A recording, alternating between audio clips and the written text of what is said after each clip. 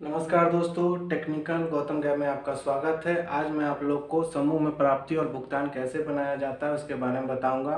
तो सबसे पहले दोस्तों आपको इस तरह से आपको खांचा खींच लेना पड़ेगा, स्ट्रक्चर बना लेना पड़ेगा। सबसे पहले प्राप्ति का विवरण, उसके बाद राशि, फिर भुगतान का विवरण और राशि लिखना है। आप लोग जानते हैं दोस्तों कि प्राप्ति जो होता है वो बाएं तरफ लिखा जाता है और जो भुगतान होता है वो दाहिने तरफ लिखा जाता है। तो सबसे पहले प्रारंभिक नगद शेष लिख लेंगे, उसके बाद आज का बचत होता है और उसके बाद बैंक ऋण मूलधन प्राप्ति, जो आज के बैठक में जो दीदी बैंक का पैसा जो वापस करने आई हैं उसका मूलधन लिख लेंगे। फिर वो जो ब्याज जमा करेगी वो लिख लेंगे। उसके बाद एचआरएफ बचत जो भीओ में जमा किया जाता है वो वापस दीदी जो 10-10 रुपया जमा करती है उसको लिख लेंगे। फिर आईसीएफ मूलधन प्राप्ति, आईसीएफ ब्याज की प्राप्ति। तो प्रारंभिक नगद शेष यानी पिछले बैठक का जो अंतिम नगद शेष होता है वो अगले बैठक का प्रारंभिक नगद शेष होता है, जो कि 600 रुपया है। अब इस समूह में कुल 10 दीदी हैं और 10 दीदी ने 10-10 रुपया जमा किया, तो आज का बचत कितना हो गया? 100 रुपया हो गया। और एक दीदी आई और उसने बैंक से लोन ली थी, यानी कि मूलधन जो है वापस करने आई 5000 रुपया और ब्याज जो है 50 रुपया दी। फिर एचआरएफ बचत सभी दीदी ने 10-10 रुपया जमा की, तो कुल 10 दीदी हैं, तो कितना एचआरएफ बचत हो गया? 100 रुपया।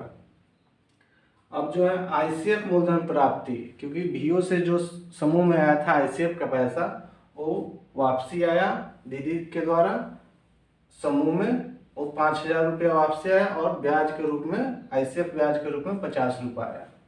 इसको टोटल जोड़ने के बाद कुल जो है यहाँ पे 10,900 रुपये आया। इस तरह जो है प्राप्ति का आप लोग जो है स्ट्रक्चर खींच लीजिएगा। सबसे पहले इसी तरह बनाना है। उसके बाद इस साइड में भुगतान में एक दीदी को 500 रुपया दिया गया, कुछ जरूरत काम था इसलिए उनको 500 रुपया दिया गया। उसके बाद सीसीएल बैंक ऋण मूलधन वापसी, यानी दीदी जो वापस करने आई थी बैंक ऋण का पैसा वो जो है बैंक में जमा करने के लिए दे दिया गया। उसके बाद सीसीएल बैंक ऋण ब्याज भुगतान, यानी जो उसका बैंक ऋण का जो ब्याज था वो भी भुगतान कर दिया गया, यानी बैंक में जमा के लिए दे दिया गया। फिर एचआरएफ बचत भुगतान, एचआरएफ बचत भुगतान कहाँ होता है? तो भीओ में होता है। तो 100 रुपया जो है समूह से भीओ में बचत जमा करने के लिए चला गया, तो 100 रुपया यहाँ भुगतान हो गया। फिर आईसीएफ मूलधन वापसी, आईसीएफ मूलधन वापसी कहाँ जमा होगा? तो भीओ में ग्राम संगठन में जमा होता है। तो आईसीएफ मूलधन जो है वो भी 5000 और आईसीएफ का जो ब्याज है वो भी 50 रुपया वो जो ग्राम संगठन में जमा करने के लिए दे दिया गया। ठीक है दोस्तों, अब जो है यहाँ पर टोटल जो है इसको जोड़ लेंगे। यहाँ पे कुल भुगतान कितना हो जाएगा? 10,700 रुपया। तो कुल भुगतान जो है 10,700 रुपया। प्राप्ति कितना हुआ था? 10,900 और भुगतान कितना हुआ? 10,700।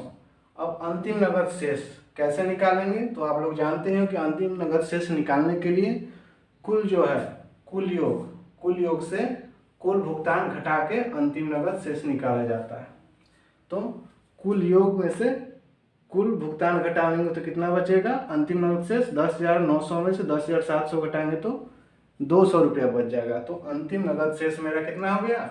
200 रुपया होगा। तो इस तरह से अगर आप प्राप्ति और भुगतान बनाते हैं तो हमें लगता है कि एलडीपी लिखने में कोई भी समस्या नहीं आएगी, और कोई भी आपको इस तरह से बनाते हुए देखेगा तो बहुत अच्छा लगेगा और आपको समझने में भी कोई परेशानी नहीं होगा। और नीचे जब बनाने के बाद नीचे यहाँ पे अध्यक्ष, सचिव, कोषाध्यक्ष और साथ में सीएम का हस्ताक्षर हो जाएगा। तो इस तरह से अगर आप बनाते हैं तो कभी भी आप पीछे पलट कर देखेंगे तो आपको पूरी तरह समझ में आएगा, कहीं भी कंफ्यूजन नहीं होगा।